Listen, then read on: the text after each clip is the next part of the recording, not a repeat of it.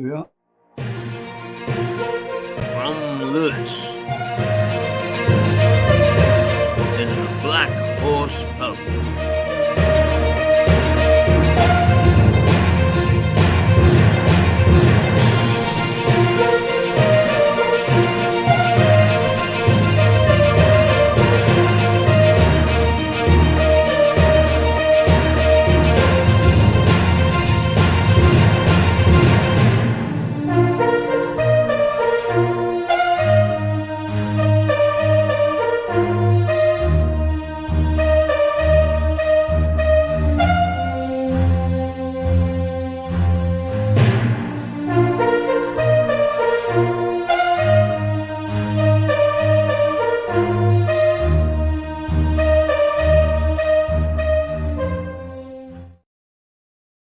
And here's Stewart Dalby, joined by John Swain. John Swain.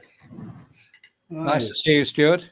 Nice to see you again, as always. How are you? All right, all right. Yeah. Okay, last time we saw one another, or talked to one another, you were just out of the killing fields phase, weren't you? And I said that, after Cambodia, you still had a career as a war correspondent. So what happened after Cambodia and the killing fields?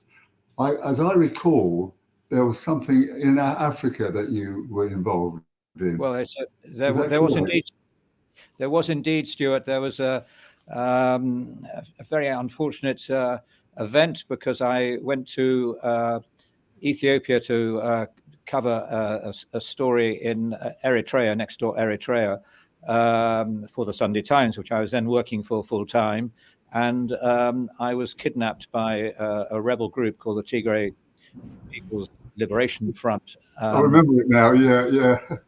And I spent 3 months as a captive of them in the Eritrean desert. Which couldn't have been very nice. I remember it now. I remember it all now. Yeah. How did we get it out of it? But I remember when, who was it? Quentin?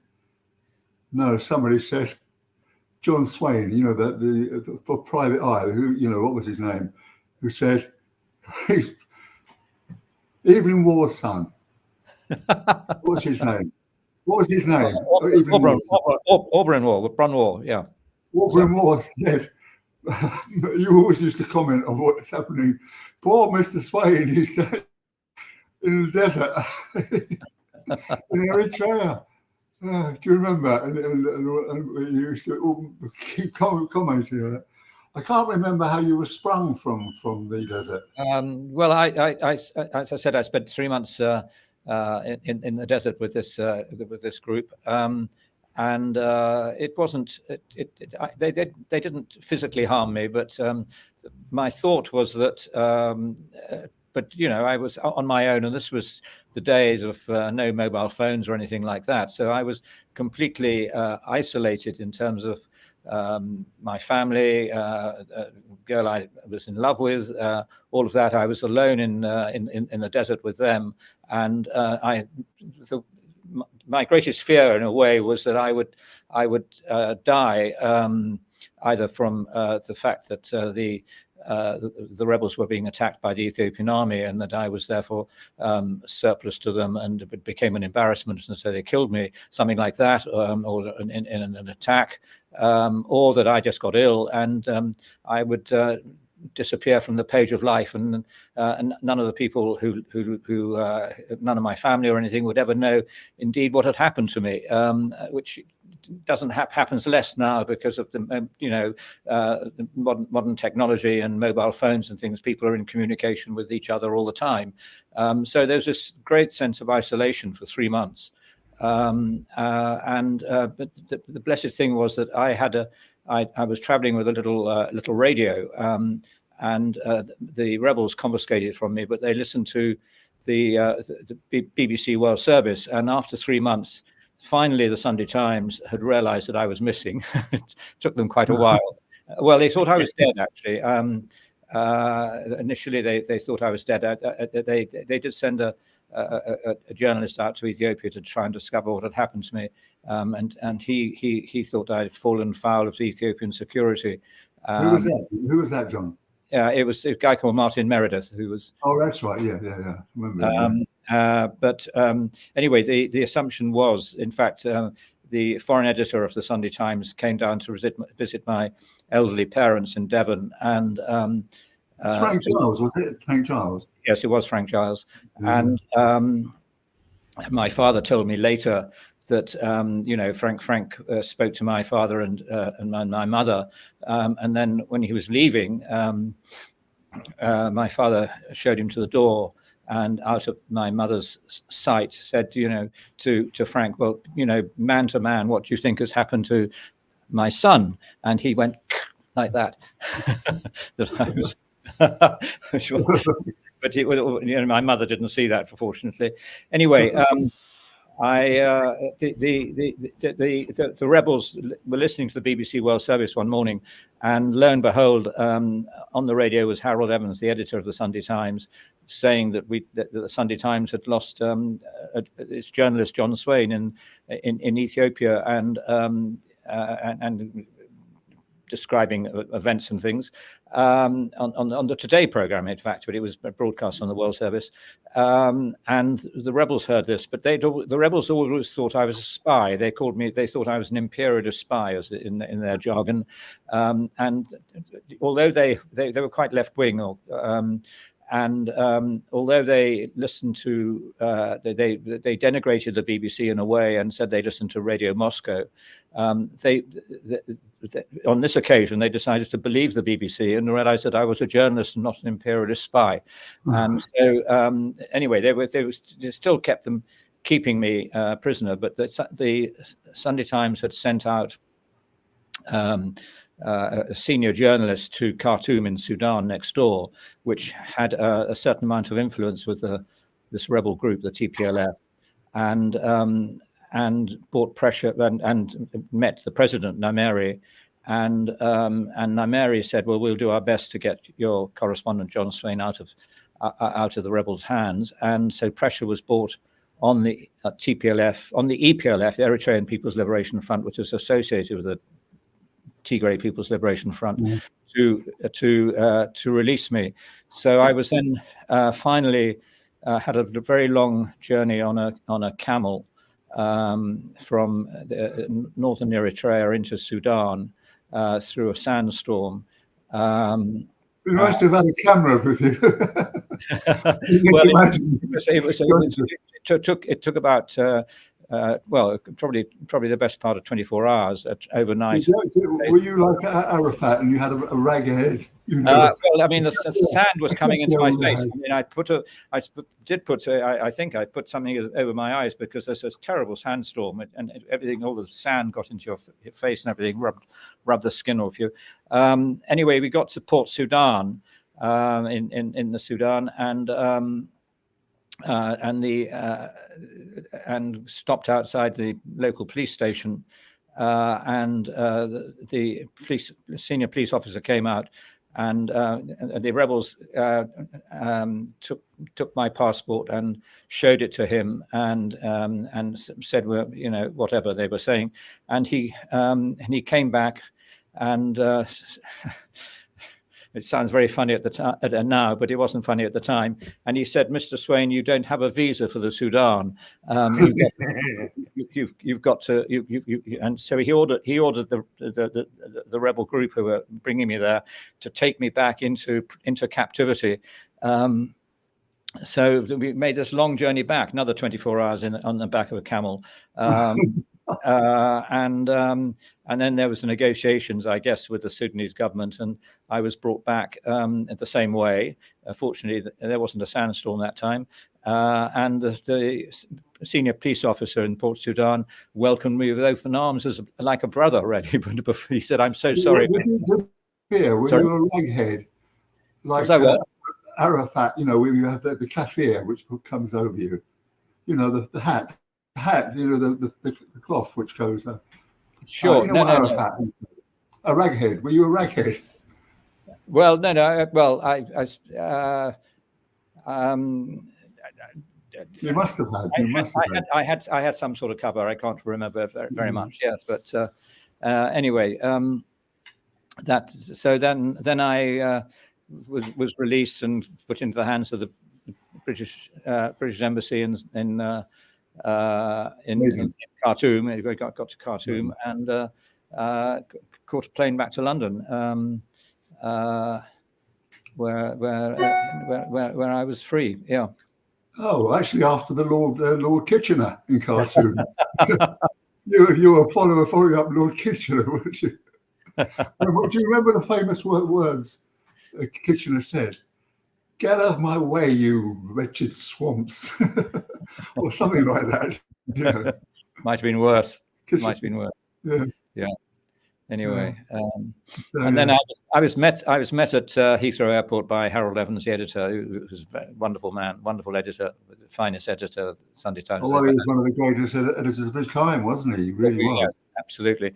What And he did for the Sunday Times. Yeah. he picked me up in his chauffeur-driven car, and we're driving into London, and we went to the RAC club, which is his club, and had breakfast together, and that was that. But the great thing about Harry Evans was that it sounds strange, but it isn't strange. I had a desire after this disaster of going to Ethiopia. I had a desire to return to Ethiopia as quickly as possible. It's like having a car crash. And the first thing you want to do, if you have not the first thing, but you want to get back behind the wheel to prove to yourself that you can.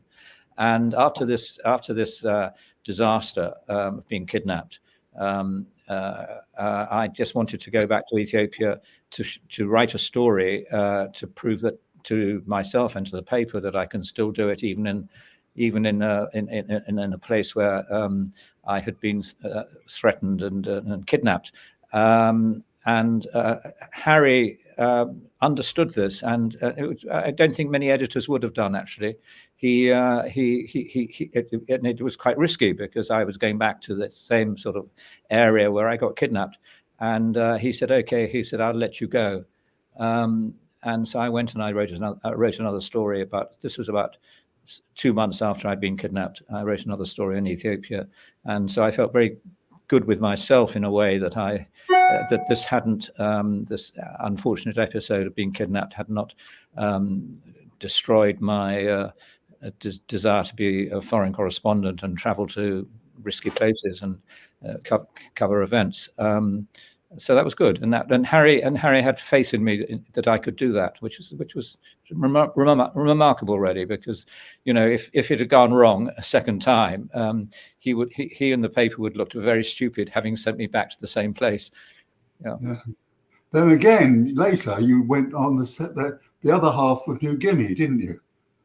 To where? New Guinea. You did the other half. I can't remember what it's called now. The war, where the guy died. Where? Who? The guy that you were with died. That was in East Timor. East Timor. That's what I mean. Yeah. Right. Yeah. No. Well, that was in 1999. That was much later. Yeah, much later. That was one of the worst things that's ever happened to me. Yeah. Where did you go on after Ethiopia? Well, I was based in London for a while, and traveling. So I went to various places in Africa, and then I had a lovely trip actually to the Caribbean for 6 weeks, discovering. No wars there, mate. No more wars. No, there wasn't. But Harry had been to the Harold Evans had been to the Caribbean, and in his wonderful way, he came back from the Caribbean. He'd gone with the woman he'd fallen in love with, Tina Brown, who's still around, and he came back and he said at the weekly conference to his editors, he said, "I've been to the Caribbean. You spell it with one R and two B's." He said, and he wanted a journalist one of the Sunday Times reporters to go to the Caribbean, which was very interesting at that time because it was a time when Ronald Reagan was in power and in America, and there was American worries about encroaching communism in Caribbean islands like Grenada, and all of that. Cubans spreading their power in Caribbean islands, which was rubbish actually. But anyway, the Americans were worried about that. Anyway, so he wanted a series on the Caribbean, so I went to Jamaica first of all, where there was an election, and which is extremely interesting. Then I went to a French island, Martinique, and then down to Trinidad and Tobago, and then ended up in Guyana, British Guyana, which is on the South American continent, which is regarded as part of the Caribbean. So I had 6 glorious weeks traveling the Caribbean, which wouldn't happen these days, I don't think. No, I don't think it would. No. Yeah. And then I became Paris correspondent from 81 to the mid 80s, I suppose. Did some good stories there. The main one, the most important one was exposing, which was based on my sources in French internal intelligence, the DST, who I had a very good contact there, and he revealed that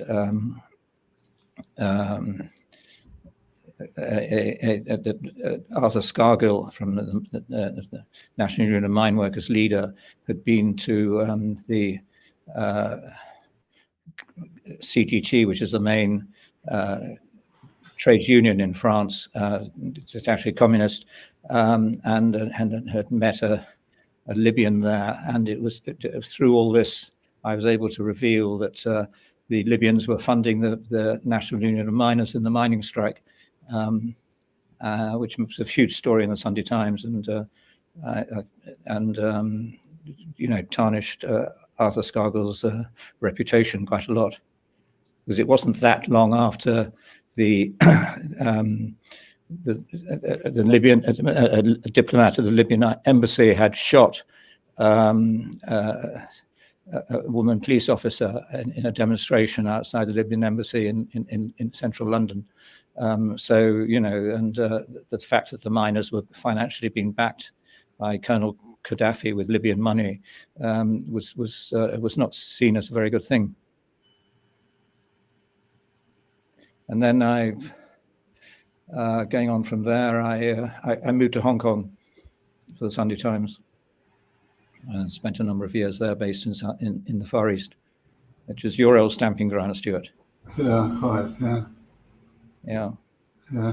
Well, actually, if I may interrupt your narrative, but I had a very funny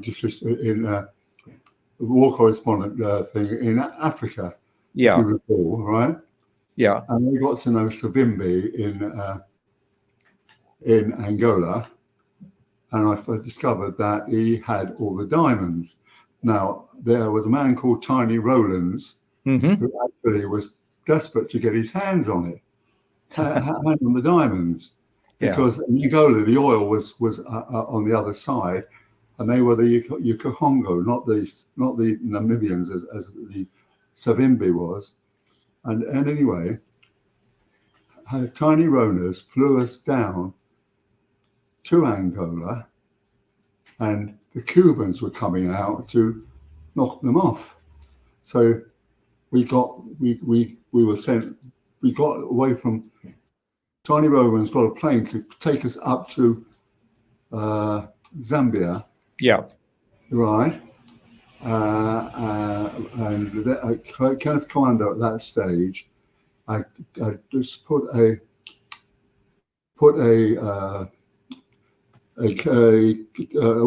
emergency situation because of a shortage of food, and I thought I come out of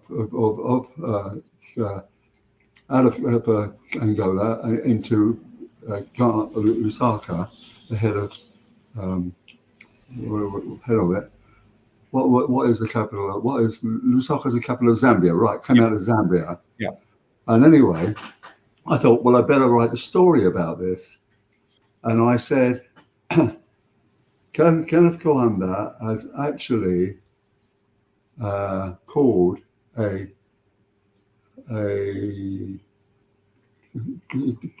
emergency because of the food. What's it? Food problem. So I wrote a story which said, should have said, Kenneth Coanda has put the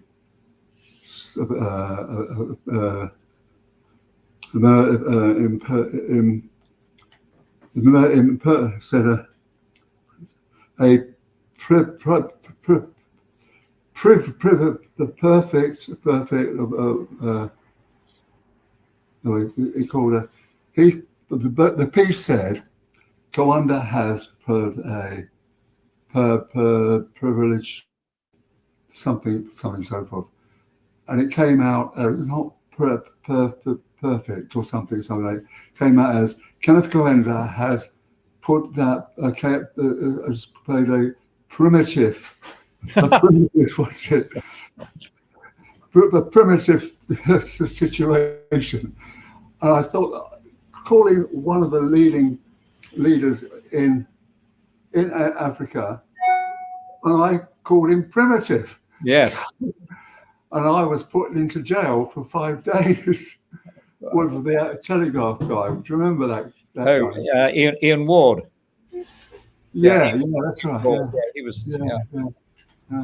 Goodness me. Anyway, what was jail like? What was jail like in Lusaka? not very nice. Yeah. Because the opposition leader was there, and there was about 13 of us in a tiny little space with a bloody loo in the corner.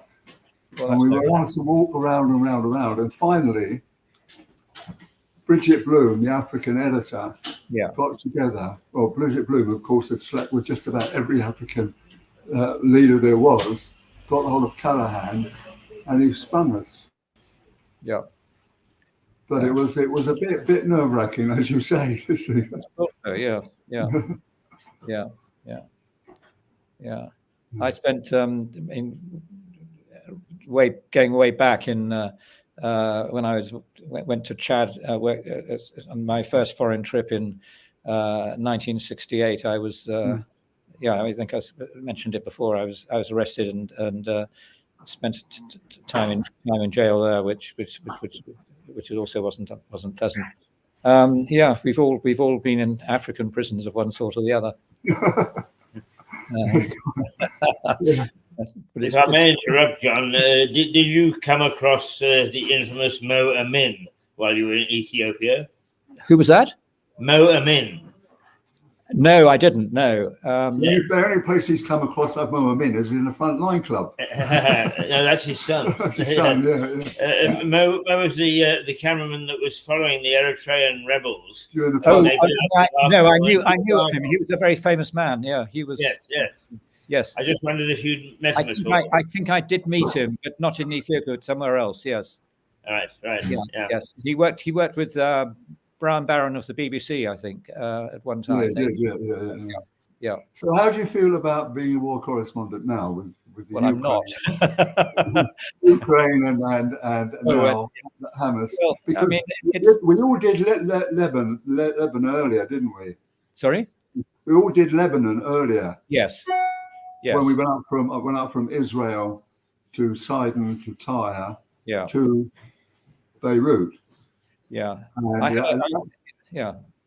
that No, he- stage, Yeah. what was he called?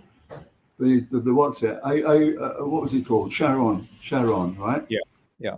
He'd had enough, and he said you must connect with the Maronite Christians, who were like Israelis, right?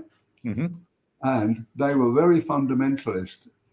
And there were two refugee camps called Shatta and Sabra and Shatila, Yeah. which were full of Palestinians. And they And the massacred. Maronites murdered the lots of them. Yeah. Yeah. And the Israelis controlled the Maronite Christians at that time, and Yes. so they were in a sense responsible. Yeah, I agree. Yeah. Yeah. But I got a funny story about the civil war in Lebanon. I was with an old friend of both of ours, John Edwards of the Daily Mail, who's just I spoke to him last week. He's just turned 90, and we were in Muslim West Beirut and wanted to go to Christian East Beirut, and crossing the Green Line in the city of Beirut was just too dangerous. So we were taking a boat across the sea to Christian East Beirut, and it was in the evening. It was nighttime, and Beirut was also being bombarded a little bit by the Syrians. By the Syrian army and everything. So it was a risky journey, but nothing too much. And the moon was shining and everything. Anyway, we had this little motorboat, which was crewed by a Lebanese, and John was. We got in this boat, and it was chugging away across the bay into Christian East Beirut, and John, who was going to write a story about all this, very dramatic, said, "Well, what's this boat called, John?" He said to me, and I said, "It's called Bravo Juliet," which you would understand was meant BJ, which was meaning a blowjob. And John didn't quite get this, but anyway, I said it's called Bravo Juliet, and anyway, we arrived at the Christian East Beirut and scrambled up from the dock. And there was a very beautiful woman soldier for the Christian militia standing there greeting us with her AK-47, and John quite looked at her with longing eyes, and he wrote in the Daily Mail. He said, "I was greeted by the world's second most beautiful woman," he said. I've never forgotten it. We were talking about it the other day when I rang him up. Yeah. So what was your final one? Was it East Timor? What? No. I was doing. I covered Afghanistan, Iraq. I was. Gulf Wars, yeah. I mean, I packed up in 2011. Yeah. Or 2012. So I was doing, but those wars were changing all the time as in terms of coverage, because once the mobile phone arrived, the correspondent in the field, and even in a place like Afghanistan, found he was, or in Iraq, you're on your own. And I used to enjoy being on my own as a working for the Sunday Times. I hated being part of a great sort of group of correspondence in a way, because I was interested in covering something that other people weren't necessarily covering. But the phone would ring two or three times a day with the foreign editor saying, we've just seen on Sky News this, that, and the other happening in a different part of the country. Why aren't you there? You're constantly being directed by head office in a way that didn't used to happen in the old days, where you were told they sent you on an assignment and they trusted you to come back with the goods. Now they were sort of directing you with what to come back with, which became a bit harassing, really. Yeah. I think my last one I did was Iran, Iraq. Yeah. Yeah, and we were at that stage. All of the airplanes were given to Iran. The B-52s were given to, and they were held together by string at that stage. And anyway, I got on the plane with some French photographers and loads of soldiers, Iranian soldiers, and we flew up to a place called Desful, where the Iranian young people were doing suicide attacks. So we decided really we ought to get out of this. So we got back onto the plane, and he decided that he couldn't land because one of the propellers had gone wrong. So he had to fly around Tehran before he could land. Finally, he got rid of all the petrol and all the rest of it, and we landed, and it went off the runway, and it didn't actually explode. And I went back to the hotel, and who should be there but Robert Fisk? Oh God! And you know what Robert could be like. He's always wanted to talk about himself, and he says, "Well, you're looking a bit white, Stewart. Is it a question you can't get a drink?" And I said, "No, I've just come out of a plane crash." He said, "Oh, that's interesting, but let me tell you about where I was up in," and so forth and so on. Yeah. And I said, "That's just what he's like, wasn't it?" Yeah. We tell him what he'd done. And so Yeah. Well, I we're talking about. I covered the Iran-Iraq war, and from both sides, and from the Iraqi side, where they were using a poisonous gas on the Iranian troops who used to rush like the Russian army does in Ukraine, and this and the other, and so they were all killed. And the Iraqi general was talking to his men, and he said, "We'll," he said, "we'll swat them like flies." He said, at a press conference, which is what they did with their gas. But on the Iranian side, I travelled in a Iranian military transport plane with a small group, 2 or 3 Pakistani journalists who were there. Pakistan supported was and it was a terrible journey. We were going to a Iranian army base on the front line, with just on the Iran-Iraq border, and it was just terrible with the plane was going up and down like that, and the Pakistani journalists. It was very, very uncomfortable, and I think 1 or 2 of them were sick or anything. Anyway, we landed at this airstrip near the border, and then we took a helicopter ride to the frontline Iranian positions, or close to the frontline Iranian army positions. It was Iranian army, and but it was prayer time, and they had an underground sort of a mosque to pray in, and so we had Iranian minders. And they ushered us to the mosque to pray. Well, I, not being Muslim or everything, I stayed outside. And one Iranian journalist, one Pakistani journalist also stayed outside. So at the end of the prayers, the Iranian minder berated him and said it was because he hadn't been inside to pray and he was a Muslim, and said, when was the last time you prayed to Allah? And he said, in the aeroplane, because it had that's what I forgot to say in my aeroplane. There were all these soldiers. They were giving their worry beads like no fear, and there were 3 French guys who had the most amazing sang-froid, saying, "Well, it is always like this in the airplane," and so forth and so on. And they were the Southward just really spooked me because I felt like pissing myself when this thing was going on. Oh dear, what times we've had. Yeah. Right. Yeah.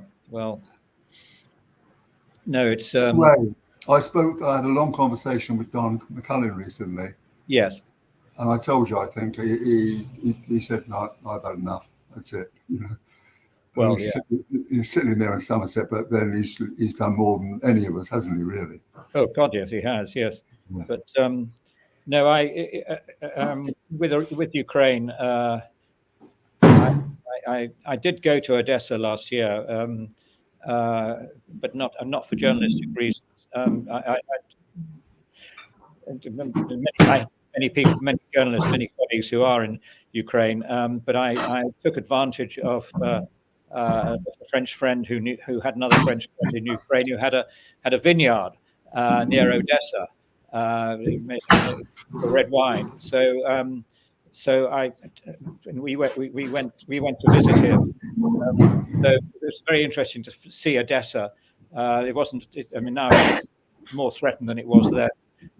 But there were one or two missiles coming in and air raid sirens going off at night time. But we were get gone for the wine harvest in the end of September last year. But the grapes had all been stolen, so it didn't happen. Oh yeah. But it was very nice. I was very impressed with Odessa and its people actually. So yes, closest I've been to, and I think the front line is about 2 hours away. Didn't you and Colin do the thing in Beijing? Tiananmen Square. Yeah. Well, I did. I can't remember if Colin did it actually. I think he did. Yeah. I think you both did. I mean, viewers, can I just explain to the viewers that John and Colin, of the Observer, were sort of rivals. They were great friends, but also sort of rivals.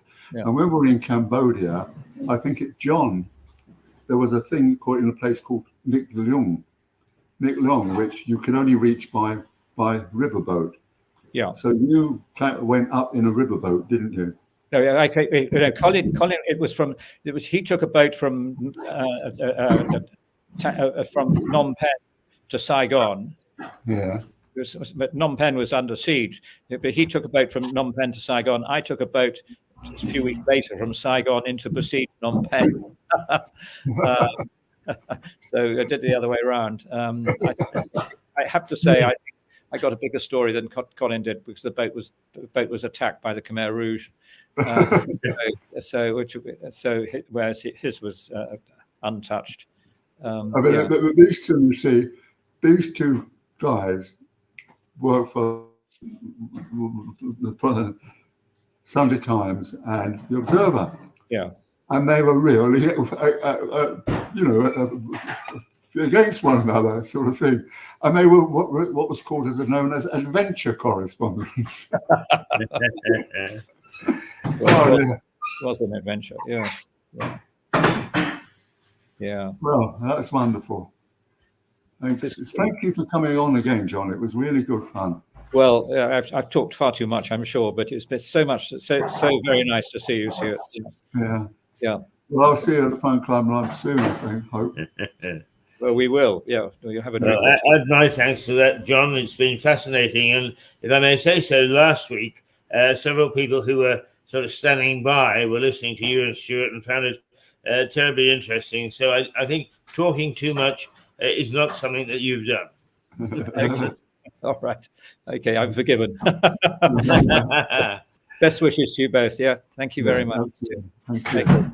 Okay. See you soon. See you soon, Stewart. Bye. Bye. Right, Stewart, just hang on there until we wrap it up. Yeah. This has been Stewart Dalby with Conversations with Stewart, and John Swain has been his guest, and I think it's been a very interesting well, 3/4 of an hour actually, and thanks, Stewart. Yeah, and you'll have another scintillating guest for us next week, I'm sure. Well, I think I've got to find one. Actually, I tell you what I am trying to do now. Do you remember back in the day when we would I wanted to get somebody who knows about mortgages? Yes. Yes. I think I might actually go local and see if I can get hold of that guy. Well, by all means, that would be a very good. It would be a nice change of pace. Yeah, and also, but again, I'm going to go back to the Financial Times, where a lot of my guests have been, and you know, Philip, indeed, Keith, and okay, this guy, all right. Jimmy Burns has got a very good story to tell. So We'll look forward to a surprise guest next week. But that would be very helpful, I think. Well, if I may say so, of course, what you've got is a pool of people coming into the book club, and so there are several there. If you speak to Mark Rathray.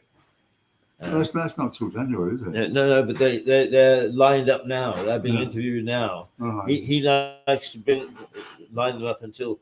Oh yeah, I see. Well, definitely Max Hastings. Yes, he's a right. He's a great friend of mine, and he's got a lot to say.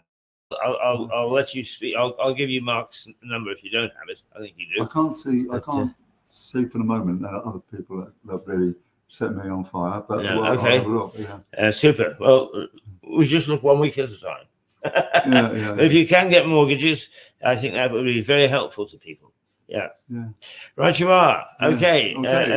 Thank you, Stewart, and we'll see you this time next week with somebody, and